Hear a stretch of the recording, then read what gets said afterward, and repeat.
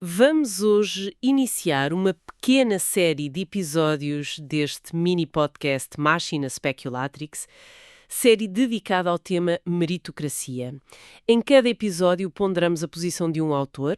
No episódio de hoje vamos analisar a obra de Daniel Merkovits, intitulada The Meritocracy Trap. É uma ideia que vira um pouco as nossas noções ao contrário. Merkovits diz-nos que o grande problema das nossas sociedades não é não termos meritocracia suficiente. O problema é a própria meritocracia. Exato. Ele defende que se tornou uma espécie de armadilha que está a esmagar toda a gente, desde a classe média em dificuldades até à própria elite que supostamente beneficia dela. É uma ideia muito contraintuitiva, porque fomos ensinados a ver a meritocracia como a solução, não o problema. A promessa era simples. Trabalha arduamente, mostra o teu talento e subirás na vida. Mas vamos começar por desconstruir a tese central dele.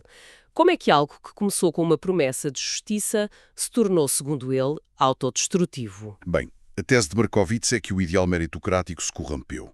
Em vez de promover a mobilidade social, tornou-se um sistema para consolidar o privilégio através de gerações. O resultado, diz ele, é uma desigualdade extrema e uma instabilidade social crescente.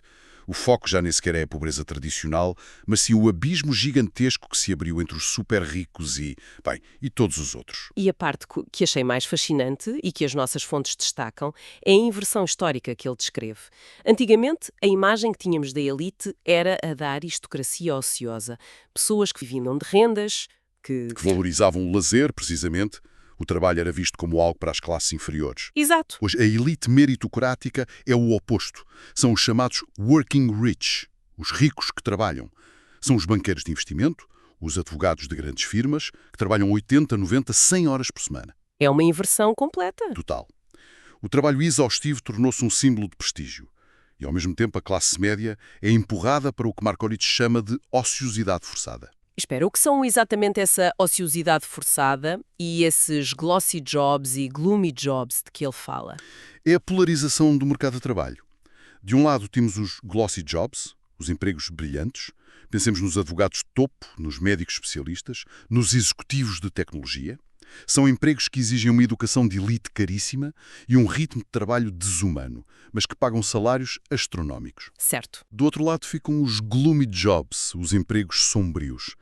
São os trabalhos precários, mal pagos, sem segurança. Para onde é empurrada a grande maioria da população. A ociosidade forçada é isto. O subemprego, a instabilidade, a sensação de que o teu trabalho já não tem valor. E o que é perverso nisto é que a nova elite usa o seu próprio esgotamento como uma justificação moral para a sua riqueza. O argumento é: eu mereço isto porque não tenho vida. Trabalho sem parar. Pois, isto torna muito mais difícil criticar a desigualdade. Não é um aristocrata ocioso a viver de uma herança. Exato. Legitima o sistema.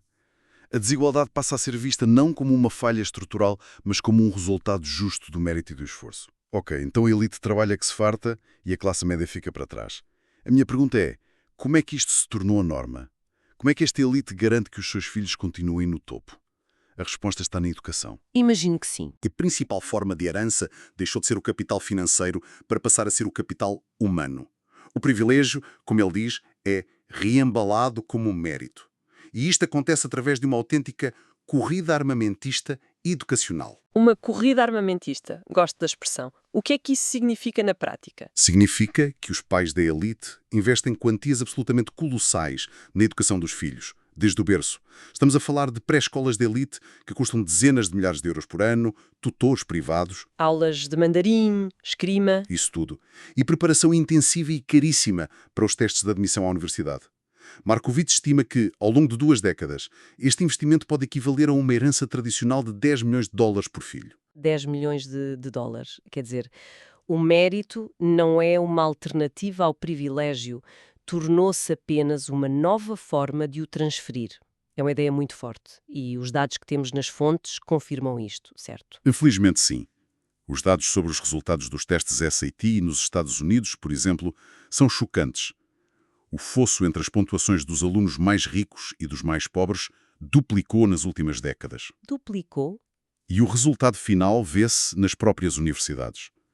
As fontes indicam que universidades de topo, como Harvard ou Yale, tem, hoje em dia, mais alunos vindos do 1% mais rico da população do que de toda a metade inferior da distribuição de rendimentos junta.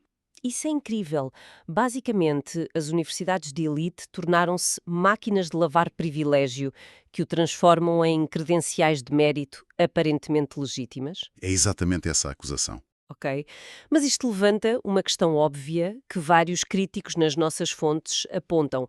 Será que esta elite é realmente composta por trabalhadores, mesmo que super bem pagos, ou são apenas capitalistas com um nome diferente? Sim, esta é talvez a objeção mais forte.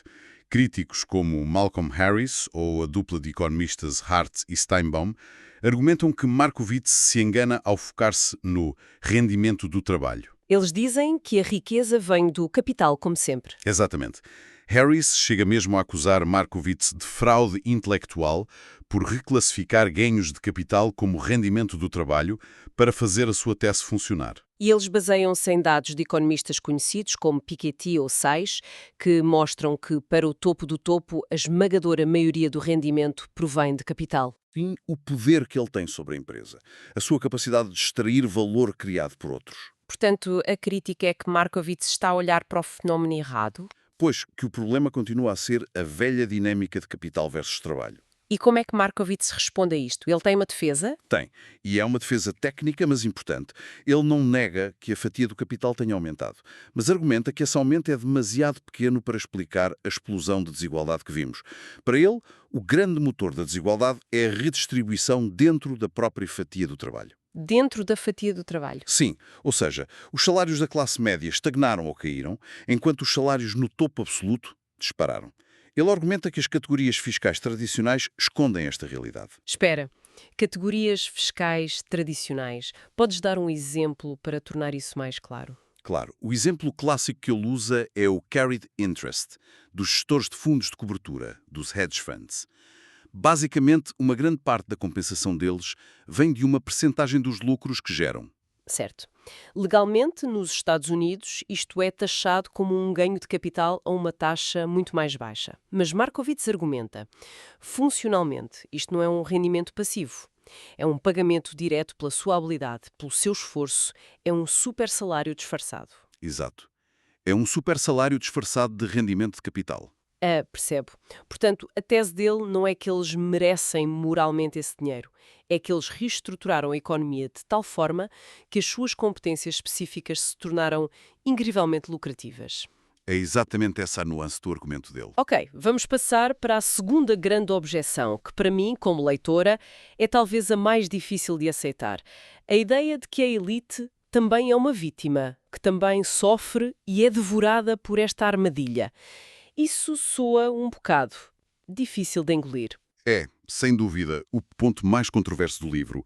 E as nossas fontes mostram um ceticismo enorme. Críticos como Richard Reeves apontam para dados concretos que parecem contradizer esta ideia. Como, por exemplo, Estagna. Se a vida no topo fosse assim tão destrutiva, não seria de esperar o oposto. exato. E outro crítico, Justin Grosslight, diz que é grosseiramente injusto se quer comparar a ansiedade de um profissional de topo com as dificuldades concretas da classe média. A crise dos opiáceos, a desintegração familiar, o desemprego. A diferença fundamental é que a elite tem a opção de parar. Podem tirar um ano sabático, reavaliar a vida. Os outros não têm esse luxo. Pois não, sem dúvida. E Markowitz, numa entrevista que está nas nossas fontes, na verdade concorda com a premissa moral desta crítica. Ele esclarece que não está a pedir simpatia ou a dizer coitadinhos dos ricos. Então, qual é o ponto dele? O seu argumento é puramente estratégico e político. Então o ponto dele não é moral, é tático. A lógica é que, se a elite também está, à sua maneira, insatisfeita, então a luta contra a desigualdade deixa de ser um jogo de soma zero. É exatamente essa a aposta dele. Se a elite sente que este sistema os obriga a uma vida de trabalho sem sentido e a transformar os filhos em máquinas de performance, então eles também têm um incentivo para mudar o sistema. Uma coligação improvável entre classes. Unidas pela insatisfação comum com a armadilha meritocrática. Para ele, esta é a única saída politicamente viável. É uma teoria política interessante, embora me pareça um pouco otimista. Mas leva-nos à questão final. Então, o que fazer? Se o diagnóstico é tão radical, quais são as soluções que ele propõe?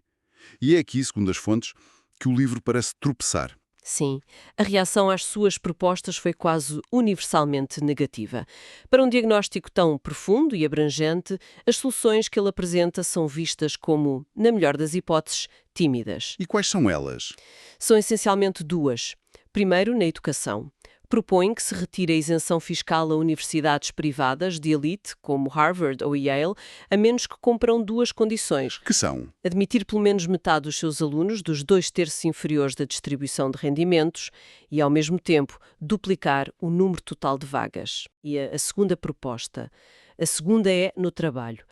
Alterar os impostos sobre os salários para criar um incentivo fiscal para as empresas contratarem mais trabalhadores da classe média, em vez de concentrarem tudo num pequeno número de super trabalhadores. Isso é tudo.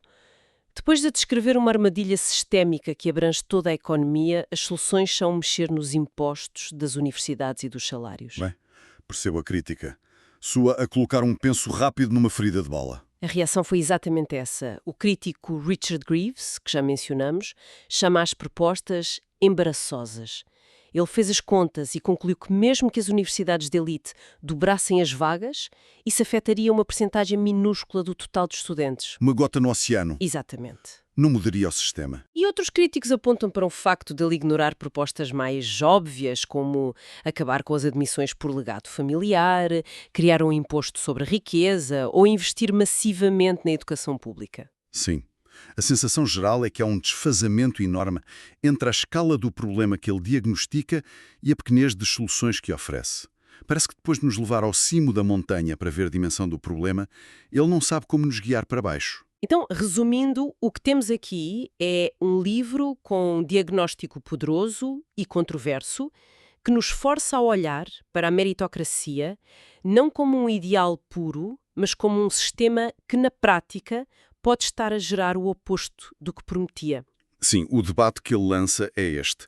A desigualdade que vivemos hoje é ainda a velha luta de classes entre capital e trabalho ou, como argumenta Markovits, estamos perante um fenómeno novo, uma luta entre uma elite de trabalhadores superordenados e todo o resto da sociedade.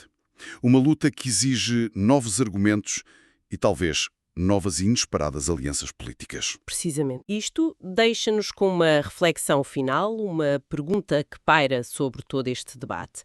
Se os nossos ideais mais acalentados, mérito, competência, trabalho árduo, se tornaram eles próprios os motores de um sistema de desigualdade e exclusão, como é que podemos sequer começar a imaginar uma sociedade mais justa sem cairmos, mais uma vez, na mesma armadilha ideológica? Não perca o próximo número do mini-podcast Máquina Speculatrix, onde continuamos esta série de análises sobre a meritocracia.